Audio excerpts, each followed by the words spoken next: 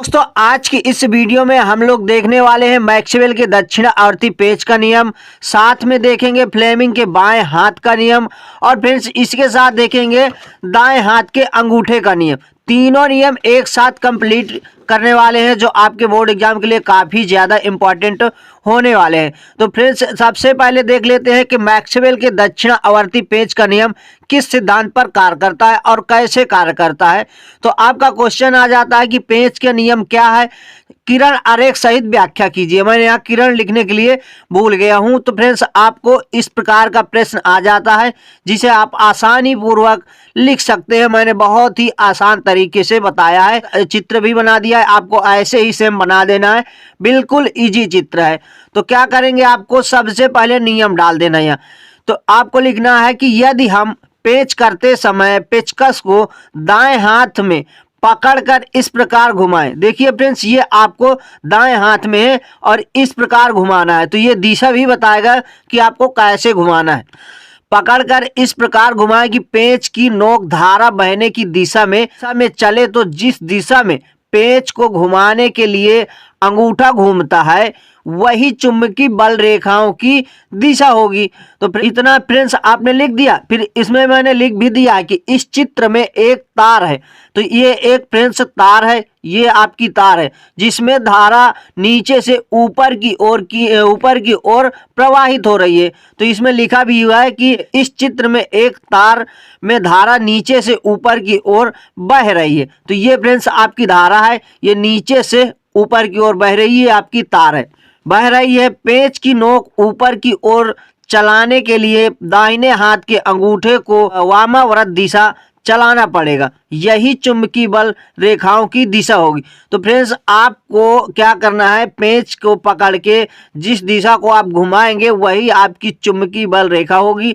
और ये फ्रेंड्स इस प्रकार आपका मैक्सवेल का दक्षिणावर्ती पेच का नियम कंप्लीट हुआ। इतना आप फ्रेंड्स लिख देंगे, आपको थ्योरेटिकल है, आपको इतना लिख देना है और ये चित्र बना देना है। तो आपके पूरे नंबर कंप्लीट मिलेंगे, आपके एक भी नंबर एग्जामिनर नहीं काट सकता। इसके बाद लिखेंगे सेकंड फ्रेंड्स फ्लेमिंग के बाएं हाथ का नियम।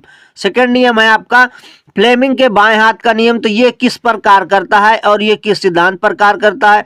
तो फ्रेंड्स आपको इस नियम के अनुसार इतना आपको डाल देना है और आपके लिए ये डायग्राम बना दिया हूँ जिसे आप बहुत आसानी से समझ जाएंगे। समस्त प्रक्रियाएं भी लिख दिया हूँ।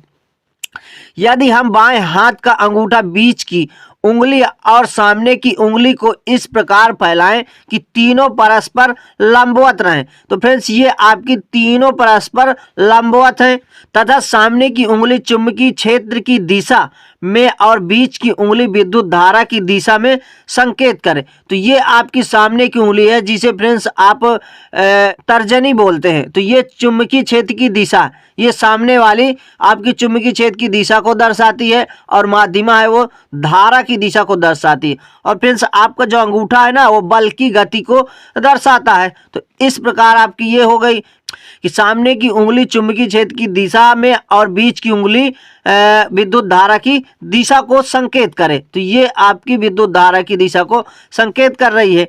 तो अंगूठा चालक पर कार्य करने वाले बल की दिशा को प्रदर्शित करेगा।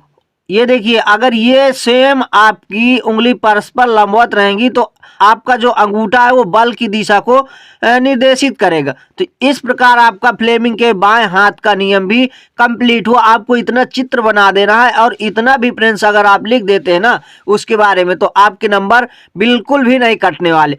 इसके बाद आपका फ्रेंड्स तीसरे में जो आता है दाहिने हाथ के अंगूठे का नियम, मैंने ये डायग्राम भी बना दिया है। तो दाहिने हाथ के अंगूठे का नियम किस प्रकार कार्य करता है, किसी धारावाही चालक से उत्पन्न चुंबकीय क्षेत्र रेखाएं, किसी धारावाही चालक से उत्पन्न चुंबकीय क्षेत्र रेखाएं फ्रेंड्स जैसे मैंने वहां बताया कि वो एक तार थी और तार में धारा ऊपर की ओर प्रवाहित हो रही। तो ये भी कह रहा कि किसी धारावाही चालक से उत्पन्न चुंबकीय क्षेत्र रेखाएं वृत्ताकार की होती हैं, इनकी दिशा ज्ञात करने के लिए उपयुक्त नियम का प्रयोग किया जाता है। तो फ्रेंड्स ये आपका नियम है, आपको डाल देना है नियम।